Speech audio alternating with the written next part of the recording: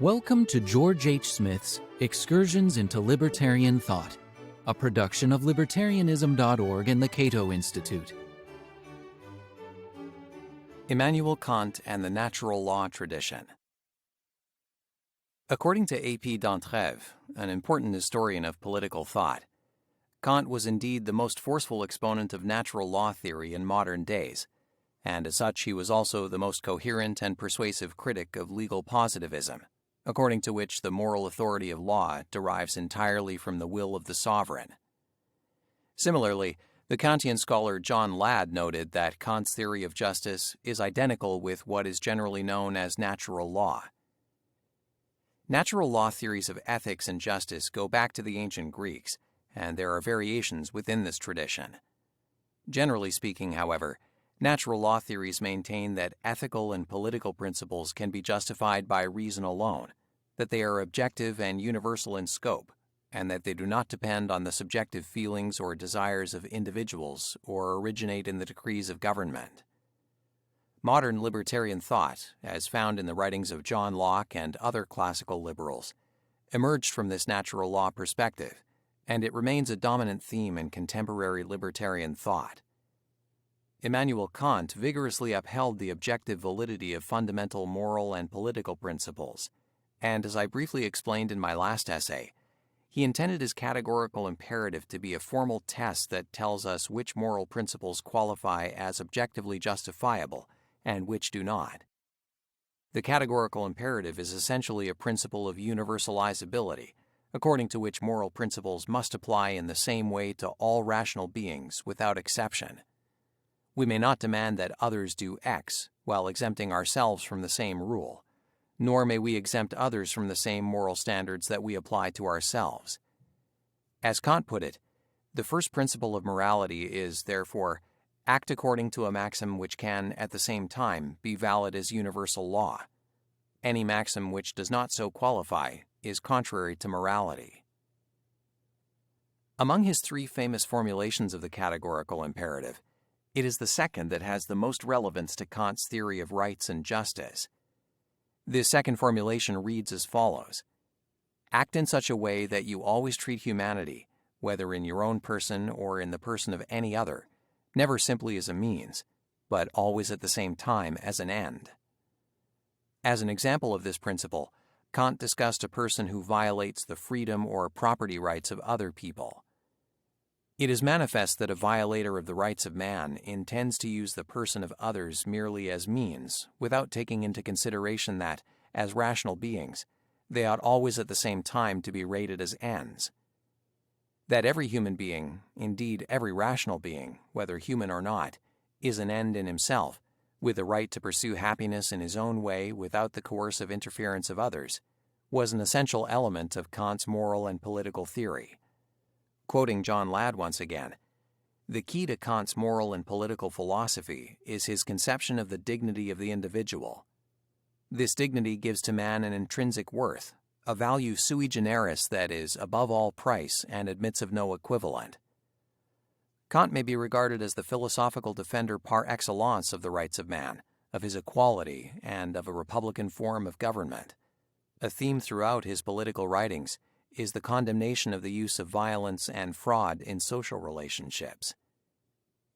Kant's theory of justice is most fully developed in the Metaphysical Elements of Justice, which comprises Part 1 of the Metaphysic of Morals, not to be confused with his earlier work, Groundwork or Foundation of the Metaphysic of Morals. It is highly significant that the second part of the Metaphysic of Morals is titled The Doctrine of Virtue, for Kant's division between justice and virtue signifies his desire to distinguish between those spheres of human action in which coercion may legitimately be used and those spheres in which persuasion alone is morally justifiable. And it is this distinction that determines the moral limits of governmental power. Like classical liberals before him, Kant understood that governments primarily use coercion, not persuasion, to achieve their ends, so we must first determine when coercion is morally justifiable and when it is not, if we are to understand the proper limits of government. Kant drew a bright line between duties of virtue and duties of justice.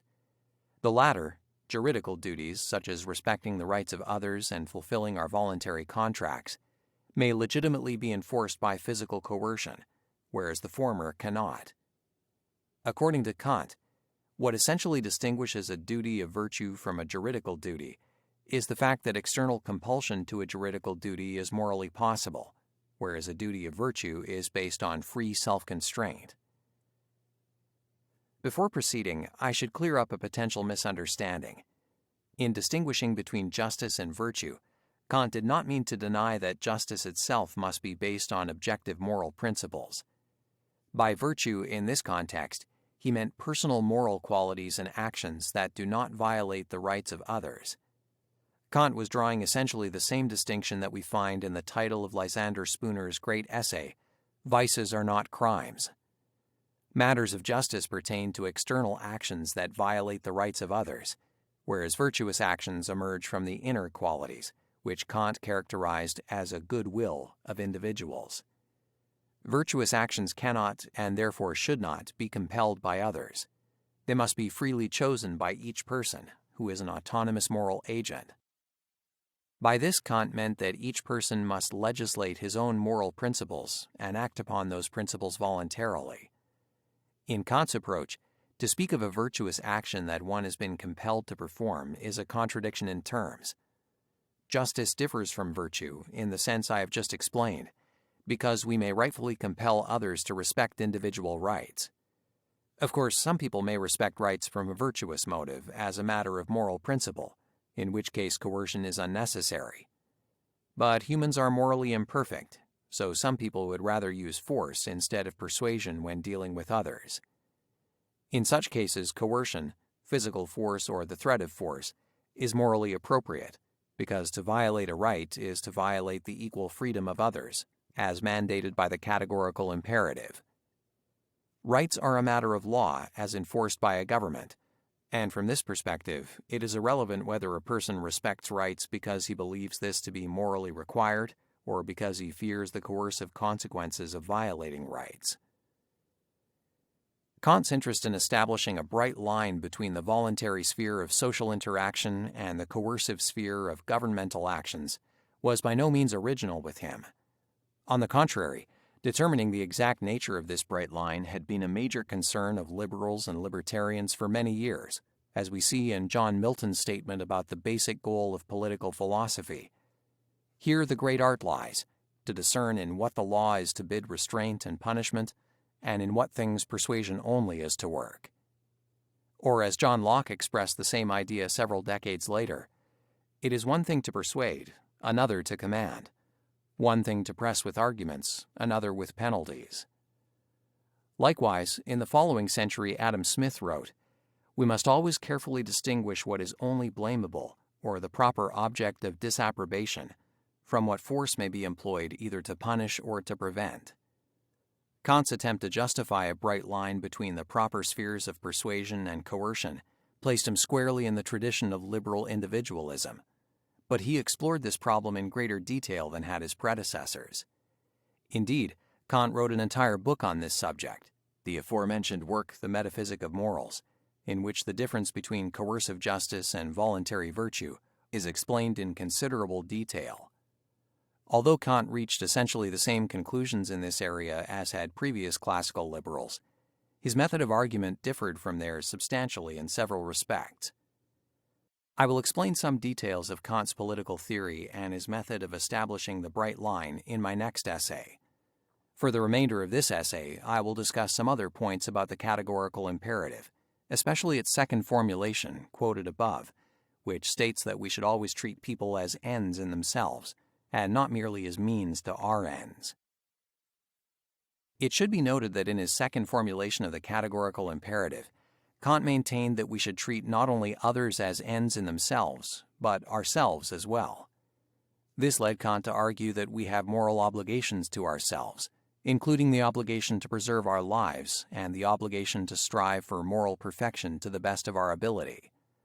Moral perfection in this context pertains to personal qualities or virtues like integrity and honesty. I cannot pursue this feature of Kant's thinking in detail here. I called attention to Kant's belief in duties to oneself which, if followed, will enhance one's self-esteem, to rebut the common belief among objectivists that Kant was an advocate of pure selflessness. True, as I noted in my last essay, Kant did not regard actions motivated by self-interest as moral in nature, but he did not single out self-interest in this regard. Any action taken to satisfy a desire, whether that desire be to benefit ourselves or others, does not qualify as moral in nature according to Kant. But this does not mean that hypothetical imperatives, as Kant called them, which take the form of, if you want X, then you should do Y, are immoral. On the contrary, such practical maxims, whether selfish or altruistic, may be perfectly consistent with moral principles, but they are motivated by prudential rather than by moral considerations. Only if we take an action because we believe that action is morally right, as a matter of principle, will our motive qualify as moral. It is therefore essential to understand that moral, in this context, should be contrasted with non-moral, not with immoral. Although I personally regard the distinction between the moral and the prudential, which has become standard fare in the writings of many modern moral philosophers, as misconceived at its root. For one thing, it has frequently been used to argue that ethical egoism does not even qualify as a legitimate moral theory. We should not suppose that Kant used it to condemn self-interested actions. That was not his point at all. Rather, his categorical imperative, according to which all moral principles must be universalizable, is an unconditional demand of practical reason. That is to say, the categorical imperative applies, or should apply, regardless of what our personal desires may be. In contrast, hypothetical imperatives, you should do X if you want Y, are conditional. Prudential maxims will vary according to circumstances and the goals and desires of particular individuals, and such maxims, which are highly contextual, may admit exceptions. Thus, since hypothetical imperatives, such as the prudential maxims that will promote personal happiness, cannot be applied universally to every human being, they do not meet Kant's formal test for moral laws, as expressed in his categorical imperative. For an indication of my own approach to the role of moral principles in human action, see my essay Jack and Jill and Two Kinds of Freedom. At this point, some of my readers may feel a headache coming on, as they wonder why they should care about Kant's categorical imperative, his distinction between hypothetical and categorical imperatives, and other technical matters.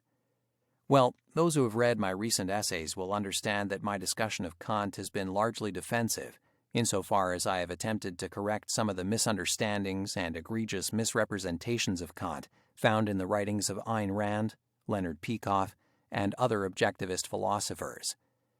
Now, if you don't care about Ayn Rand or what she thought about Kant, then it's possible that my discussion of Kant's moral philosophy won't interest you very much, if at all. But as indicated by my earlier remarks about Kant's theory of rights, he had some very interesting things to say about the moral foundations of a free society, and his arguments, even if we disagree with them, merit careful consideration. Moreover, as we shall see in my next essay, Kant sometimes took what I regard as the wrong position in controversies that had haunted classical liberals for many decades. A good example of this is Kant's position on the rights of resistance and revolution against unjust and tyrannical governments.